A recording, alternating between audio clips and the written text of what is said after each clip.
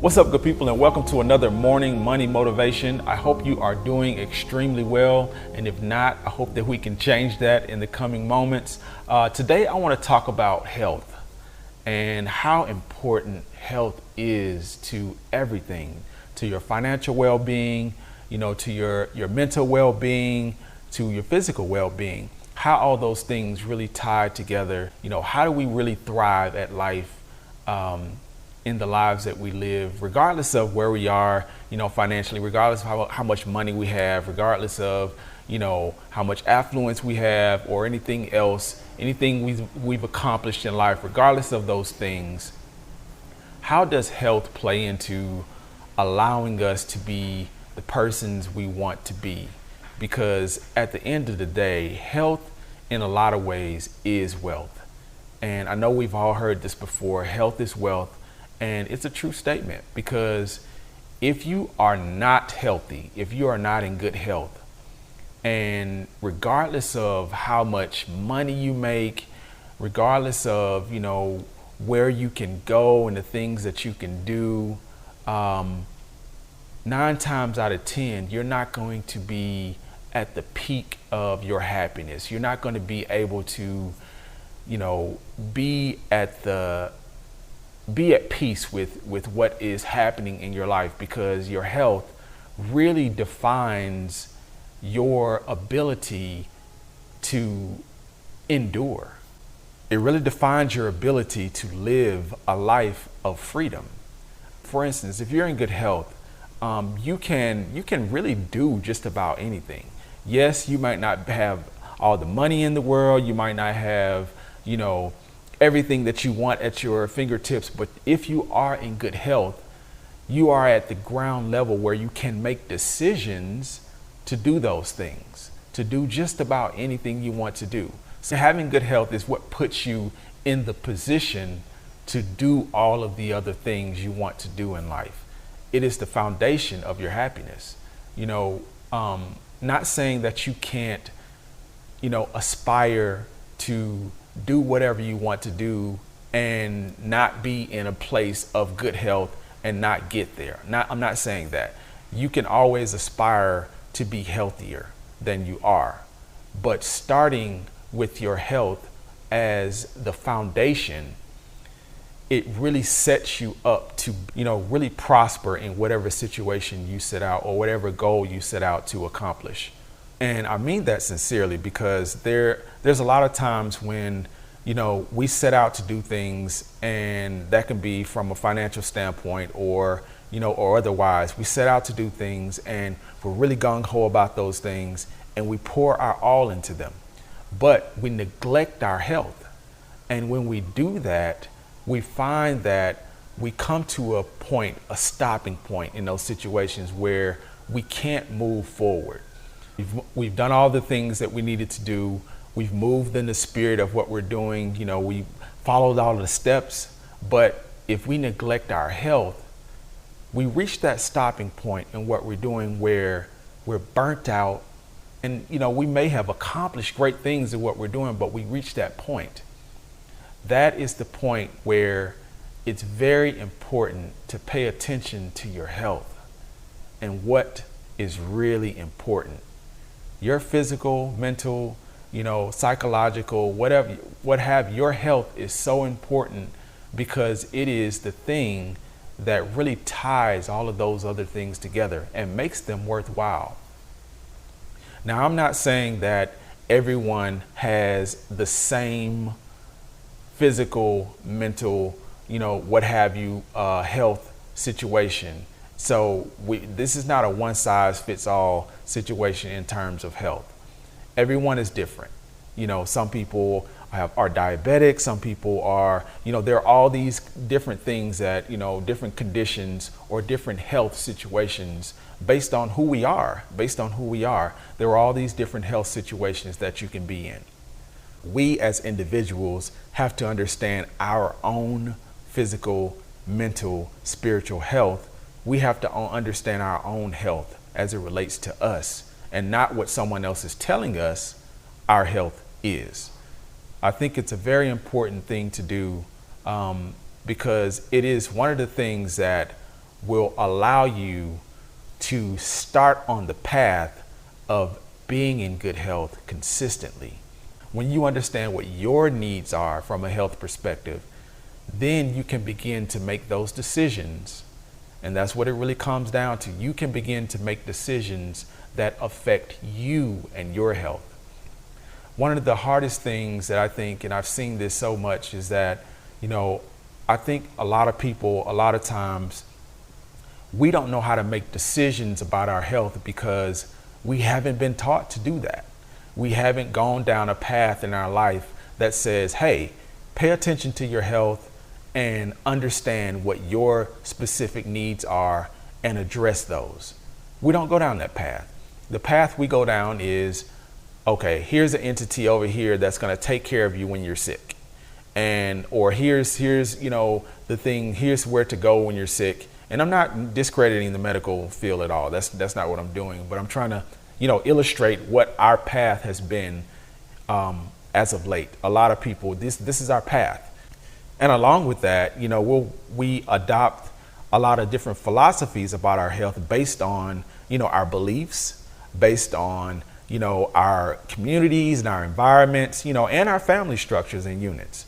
All those things contribute to how we conduct ourselves from a health perspective. The things we learn, the things we don't learn about ourselves and how we should conduct ourselves from a health perspective are very, very powerful. And it takes time sometimes to unlearn those things, and sometimes to move into a situation where we understand our specific health needs. The worst thing that, can happen, I think, to a human being, to anyone, is for them to not understand their own needs and not understand their own needs from a perspective of, what do I need? What things really make me tick and make me the best that I can be? Now, get that. That's a hard thing. When you don't understand what makes you at your best, not the fake what makes you at your best, not the visual of what makes you at your best, but what really makes you at your best, what makes you mentally sound. If you don't know those basic things about yourself, that's a hard and tough place to be in. And then if you have other things that support the not knowing of that going on in your life, it's just a recipe for disaster. And that's a lot of times what is happening. What we take in is very important. It's very important because what we take in is what we pretty much give out, and it becomes a cycle. You take in something, you give out something, and then you get that energy back. So at some point in the chain of that, the chain reaction, you have to determine who you are and what you need in that exchange, and be able to, go down a path of doing the right thing in that exchange. And when you can do that, things change in your life. You start to prosper. It's as simple as that. It's very funny. Like, even people who are, experiencing problems with weight, problems with money, any kind of issues that you experience in life, you can effectively change those by changing your habitual behavior that you do daily, routinely. Whatever you're doing daily and routinely in your life is really what keeps you doing what you're doing routinely and daily in your life. I know it seems really simple and seems really, crazy for some people sometimes, but I kid you not. It's as simple as, if you are, say for instance, if you are going to bed every day at 3 a.m. and then you have to get up at 8 o'clock, your body is going to be deprived of sleep.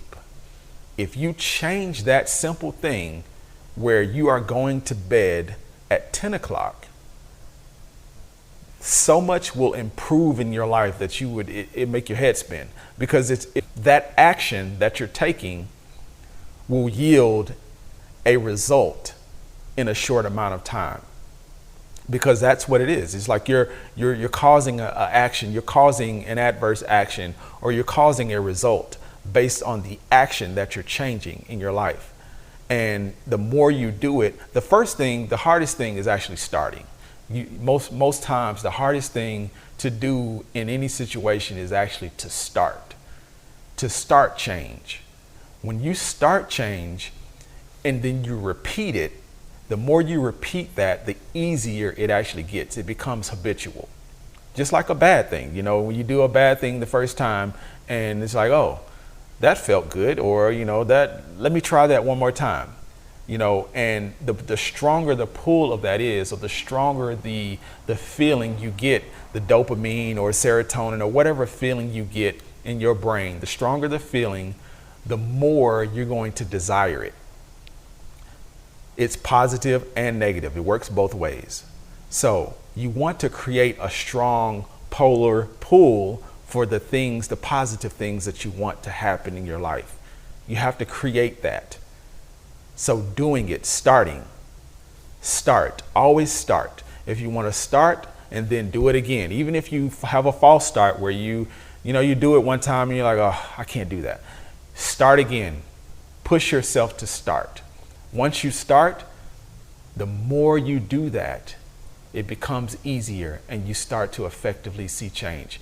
Yes, you have to sometimes remove yourself from the things that are stronger in the opposite direction.